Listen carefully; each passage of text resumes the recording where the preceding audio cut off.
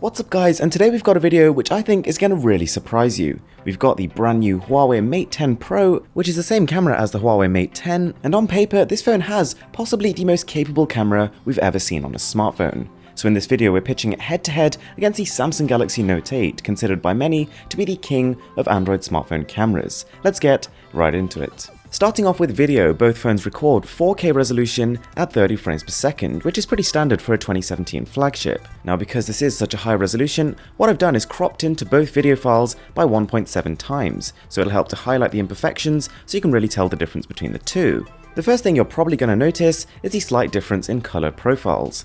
Whereas the Note 8 on the right has a slightly more natural look, a look that perhaps slightly more reflects what we're actually seeing with our eyes, the Mate 10 has been a little bit more color corrected. It has a slightly deeper, slightly darker set of colors, which to be honest is not a bad thing. In some scenarios it actually adds an extra layer of definition which the Note 8 lacks, and so in some shots, even though they have the same resolution, the Mate 10 footage can actually look a little bit sharper. One really interesting and quite subtle thing to notice though is that on the surface, whilst the Mate 10 looks sharper, examining a lot of this footage close up, you'll realize the Note 8 is actually preserving a little bit more detail. If we examine the fountains, we can see that in the process of increasing the definition, the Mate 10 has lost a little bit of the texture. And again, when we try the 2x lossless zoom, whilst the Mate 10, if you look from further away, does look like the better image, it's actually the Note 8 which is capturing just a little bit more. If we really zoomed into both of these, the Note 8 would remain clearer for longer. When it comes to image stabilization, the Note 8 has dual optical image stabilization, whereas the Mate 10 only has single.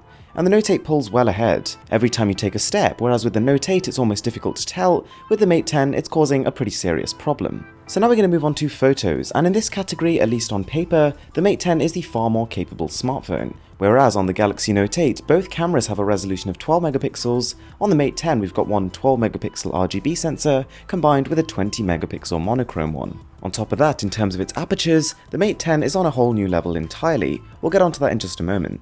On a bit of a side note, if you are enjoying the video, it would mean so much to me if you could smash that subscribe button. In terms of just straight up raw levels of detail, the Mate 10 does take this fight. In almost every flat photo taken of simple textures, the Mate 10 images will just look a little bit crisper and a little bit sharper, and if you zoom well into them, the Note 8 loses its definition a little bit faster.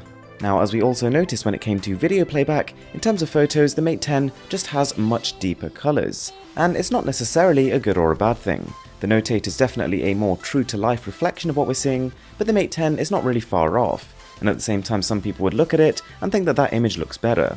When it comes to high dynamic range, the Note 8 is a clear winner. Even with the sun streaming into this shot, you can still see that a lot of the grass and the greenery in the background is still well lit too. The Mate 10 is also a little bit less consistent. As you can see here, the gravel probably looks a little bit better on the Mate 10, but in terms of the sky, it has completely destroyed the lighter areas. When it comes to camera aperture, the Mate 10 has a pretty serious advantage here. In fact, it is the first smartphone ever to have f1.6 apertures on both its dual lenses. That compares to an f1.7 and an f2.4 on the Note 8. And this has a couple of useful implications. When you're shooting through your normal camera auto mode, the Mate 10 will get just a little bit more bokeh in the shot. As you can see, when you're focusing on something close, the background is just a tiny bit more blurred out. The wider aperture should also mean the Mate 10 is far better at coping with lower lighting conditions. And it's a bit of a mixed bag when it comes to this, because the first thing you're probably going to notice is that the Mate 10 has far darker photos. What seems to be happening here when you shoot photos in the automatic mode is the Mate 10 is drastically reducing its exposure in order to hide the amount of noise in the shot. Even so, it's quite easy to tell that the Mate 10 is suffering less from this low lighting. Whereas the Note 8 becomes a bit of a blurry mess, the Mate 10 does still retain some level of definition. Now we've got the phone's portrait modes, and it's a bit of a difficult one to compare because they both go about it in a totally different way. The way the Note 8 goes about it uses the phone's telephoto lens and requires you to zoom into your photo. So the phone won't even let you operate this feature unless you zoom all the way in, which makes it a little bit more difficult in some usage scenarios. On top of that, to actually achieve the Note 8's shot, it's a little bit more fiddly. It requires you to be almost exactly 1.2 meters away from the subject, whereas the Mate 10's is pretty much as simple as opening the app, hitting the button and taking the photo. Having said that, when you do get it right, the Note 8 just looks miles better. The bokeh is much more natural, and the edge detection is a world apart. Both of these smartphones also have 8 megapixel front cameras, and whilst the Note 8 one does have a wider aperture, the colours and the contrast that the Mate 10 automatically adds actually leads it to often have a better image. Even with some quite severe backlighting, the Mate 10 just has a little bit more definition, the darks are a little bit darker, the lights are a little bit lighter. But again, as we noticed with the rear cameras, the Mate 10's colour profiles, whilst they look nice from a distance, do result in a little bit of loss of detail. Just take a look behind me at the leaves.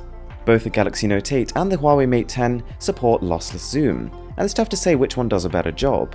Both of them zoom in the same amount, and also there's a negligible loss of detail, you really can't tell the difference. Now, as we start to bring this comparison to a conclusion, there are a few miscellaneous points worth mentioning. As you know, both phones have a dual camera, but with the Huawei Mate 10, the secondary camera here is a monochrome sensor.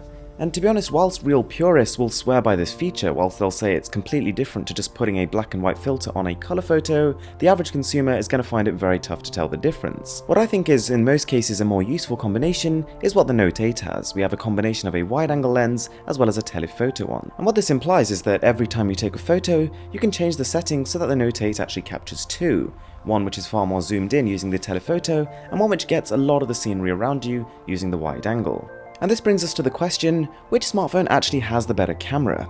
And for the most part, I'm going to say the answer is the Galaxy Note 8.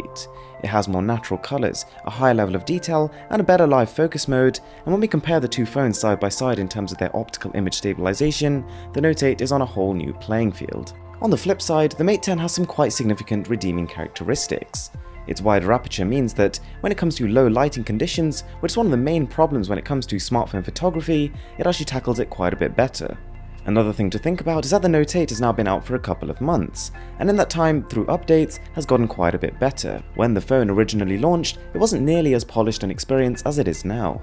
Expecting a similar sort of level of improvement with the Mate 10, and they could very well be a little bit more on par given a couple of months' time. And the final thought really to round it all off is don't forget the Mate 10 and the Mate 10 Pro are quite a bit cheaper than the Galaxy Note 8, which can't be found for much cheaper than $1,000. Anyway guys, thanks a lot for watching, and it would mean so much to me if you could subscribe to the channel. With that being said, I'm Mr. Who's the Boss, and I'm signing out.